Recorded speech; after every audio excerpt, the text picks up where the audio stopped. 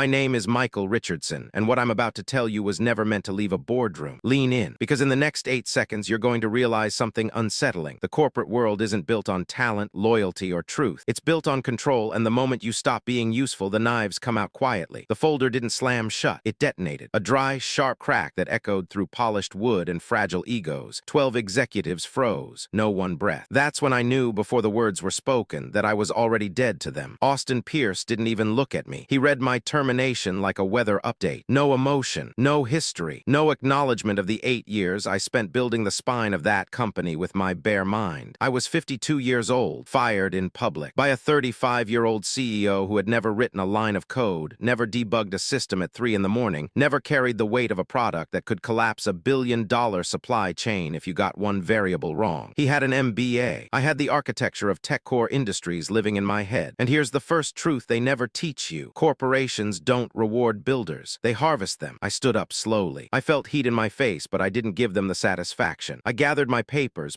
they thought were meaningless, and I said one word. Thanks. Not sarcasm, not shock, gratitude. Because in that moment, I understood something Austin never would. Power doesn't sit in titles. It hides in structures, in clauses, in ownership, in the quiet decisions made years before the betrayal. You see, men like Austin rise because they speak the language of money, not mastery. Boards don't understand systems. They understand confidence, forecasts, narratives. And when someone like me becomes invisible, too complex, too foundational, we become a threat. That boardroom wasn't a firing. It was an execution attempt. But here's the part that should make your stomach tight. I walked out calm because I had already survived 3 corporate collapses, 2 market crashes, and 1 brutal lesson that rewired how I see power forever. Never build your future on a promise you don't control. They thought they were cutting me out of the system. They didn't realize I was the system, and that misunderstanding would cost them everything. Let me take you deeper, because the story isn't about being fired. It's about what happens after, about what they don't tell you. The office smiles, the polite nods, the handshakes, they are camouflage. Behind it, ambition gnaws at every corner. CEOs like Austin Pierce thrive on 2 things: fear and ignorance. And when you walk out alone, you see the machinery clearly for the first time. I drove home that day. The city blurred past, but my mind was surgical, cutting through years of loyalty, mentorship, and sweat that the board never valued. Texts started pouring in. My engineers, my team, people who trusted me, were panicked. They didn't understand what had just happened. They were terrified, and that terror is intoxicating, because in it lies truth. No one is safe under a CEO who sees human capital as disposable. I called my wife. She's seen me rebuild from nothing more times than I can count. She poured a scotch, leaned in, and said, "Everything happens for a reason. You've got more tricks than they know." And that's when it hit me. She was right. The years of securing intellectual property, creating separate entities, embedding fail-safes into licensing, every painstaking precaution I'd taken was about to pay off. I had been preparing for this moment without even realizing it. What most people don't see is that corporate betrayal is rarely personal. It's structural. It's hidden in the spreadsheets, the meeting notes, the clauses nobody reads until it's too late. Austin didn't hate me. He didn't even know me. He hated the possibility that I existed outside of his control, that I could operate on my own terms, that I had knowledge and leverage he couldn't touch. The irony is brutal. CEOs spend decades mastering persuasion, presentation, and posturing, but they often overlook one fatal detail. The architect of their empire may not be theirs to command. By the time they realize it, it's already too late. And in that moment, the tables flip. Power, once centralized, disperses into unseen pockets, waiting to be unleashed. When I planned my next move, I wasn't thinking about revenge in the childish sense. I was thinking strategically, predictably, lethally. In corporate warfare, patience is more deadly than anger. You don't strike because you're hurt. You strike because the opportunity is mathematically perfect. And that's exactly what I found 2 days later. The patent, the backbone of TechCore's billion-dollar AI framework, legally mine, separate, untouchable, hidden in plain sight, approved by the same board that had just tossed me aside. Every email, every transfer, every legal clause meticulously crafted for this inevitability. The thrill of it isn't in the money. It's in the awakening, the moment you realize you're no longer a victim, that the system, the corporate jungle, is not your jailer. It is your playground. And this is where the descent begins. Where most men panic, I ascend. Where most CEOs celebrate domination, they are blind to the trap they've built themselves into. It's about to get darker. Here's the part no leadership book will ever admit. The most dangerous man in a corporation is the one who understands timing. Not passion, not loyalty. Timing. I didn't call a lawyer immediately. I didn't post anything. I didn't warn anyone. I waited. Because waiting is how you let arrogance do the heavy lifting for you. 3 days after my firing, Austin scheduled the investor demo. Of course he did. Men like him don't slow down after they pull the trigger. They double down. He wanted to prove the board was right. He wanted applause, validation, foundation, a clean narrative where the old guard was gone and the future had arrived. What he didn't understand is that systems remember their creators. While he rehearsed buzzwords and polished slides, my phone lit up quietly. One message at a time, short, clinical, from the back of the room. Demo starting. Investors seated. System initializing. And then silence, the worst kind. The kind that tells you something fundamental just broke. When the message finally came, I read it twice. Not because I didn't understand, but because it confirmed something I'd known for years. The screen read, license authorization expired. Contact Richardson Tech Solutions. That wasn't a failure. That was obedience. You see, 2 years earlier, when budget cuts started and the board began whispering words like right-sizing and streamlining, I didn't argue. I didn't protest. I reorganized. I moved the core AI patents into a separate legal entity, my entity. Approved, documented, signed by the same hands that shook mine goodbye. Buried in the agreement was a clause most executives never read because it doesn't scream, it whispers. If the original architect is terminated without proper transition protocols, licensing reverts automatically. No drama, no lawsuit, just gravity. Back in that conference room, gravity hit. Investors don't panic loudly. They go quiet. They ask questions that sound polite but cut bone deep. Do you own this technology? Who controls the IP? Why wasn't this disclosed? And Austin, golden boy, confident speaker, had no answers. Because answers require understanding, and he never bothered to understand the thing he was trying to command. Here's the truth you need to hear. Corporations don't collapse from outside attacks. They collapse from internal arrogance. From leaders who confuse authority with ownership. From executives who believe firing a man means erasing his influence. By noon, clients were calling. By afternoon, panic was spreading. Systems reverted. Dashboards went blank. Supply chains stalled. And somewhere in a glass office, a CEO finally realized something terrifying. The man he thought he removed had been holding the entire structure together. And I was just getting started. Now this is where most people lose the story. They think revenge is a moment, a headline, a dramatic confrontation. No, revenge in the corporate world is a slow, precise inevitability. It's the quiet awareness that every decision you've ever made can be weaponized if you understand leverage. And I did. From my home office, I watched the chaos unfold like a live feed of inevitability. My engineers, my team, texted in real time. Clients are calling. Walmart's East Coast distribution is down. BMW's procurement frozen. Costco's inventory decisions halted. Panic, pure and unfiltered, echoing through servers and data pipelines. None of it was my doing, not in the physical sense. I hadn't touched a keyboard, hadn't pressed a button. I had simply prepared the system to protect itself. And protection in this architecture meant control reverted automatically to me if I were removed. Understand this. The greatest mistake CEOs make is assuming that technology is just tools. It's not. It's influence. It's leverage. It's loyalty coded in lines of logic. And when that loyalty is to the architect, not the title holder becomes irrelevant. This is why men like Austin never survive their own hubris. I want you to pause here and consider the weight of what just happened. A company worth hundreds of millions, staffed by brilliant minds, led by confident executives, paralyzed in real time by the clauses I quietly built years ago. This wasn't revenge, it was revelation. The system didn't obey Austin because it was programmed to obey him. It obeyed me because I had ensured it always would. By mid-afternoon, the board was frantic. They called their lawyers. They tried to negotiate. They sent intermediaries. Every call, every meeting, every email was too late. They had already handed me the keys without realizing it. And in that silence, I realized a profound truth about corporate life. They fear what they cannot control more than they fear losing money. Panic is a much sharper weapon than capital. And now, listen closely. This is your first choice if you want to see the world differently. I want you to comment below twice, in plain words, a phrase that binds you to awareness. I see the system. Say it once, then say it again. Do this and you lock in a recognition of patterns most men will never notice. It's a mental handshake with power itself, because after that, nothing is safe. Not titles, not promises, not loyalty. Every corporate structure you think is solid can crumble if you understand leverage, patience, and inevitability. And for the rest of this story, you'll see exactly how the chessboard flips when the overlooked player remembers the rules and starts moving pieces everyone thought were theirs. By the time Austin realized the scope of his mistake, the game had already ended. And I wasn't just winning. I was teaching a lesson every man should know. In the corporate jungle, survival is mastery, and mastery belongs to the unseen. Here's where the story crosses a line most men are too afraid to approach. Because once the chaos began, I had a choice. I could restore the licenses, smooth things over, play the role of the betrayed professional who just wanted fairness. That's what they expected. That's what the system trains you to do. Return to the cage once the shock wears off. But I wasn't interested in comfort. I was interested in consequence. Within 48 hours, my phone stopped ringing from engineers and started ringing from people who never call unless blood is in the water. Investment bankers, private equity scouts, competitors who had been circling TechCore for years, waiting for weakness. weakness. They all asked the same question in different voices. Who really owns the engine? And for the first time, I answered honestly. I didn't posture. I didn't threat. I simply explained the architecture, the patents, the scope. 8 years of AI decision-making frameworks. Autonomous supply chain optimization operating at enterprise scale. Technology that didn't just save money, it replaced judgment. That's the kind of power corporations kill for quietly. One call stood out. A rival firm, bigger, meaner, less interested in optics, more interested in dominance. Their CEO didn't waste time. No small talk, no flattery. He said, "We know what they did to you. We also know what you built. Name your terms." 14 days earlier, I'd been escorted out of a glass building like obsolete hardware. Now I was dictating the future of an entire market. This is the second truth they never teach you. Corporations don't respect morality. They respect leverage. The moment TechCore lost control of the narrative, they lost control of everything else. Their investors froze. Their clients hedged. Their board fractured. And while they were busy trying to save face, I was negotiating ownership of the future. The number came late at night. $900 million.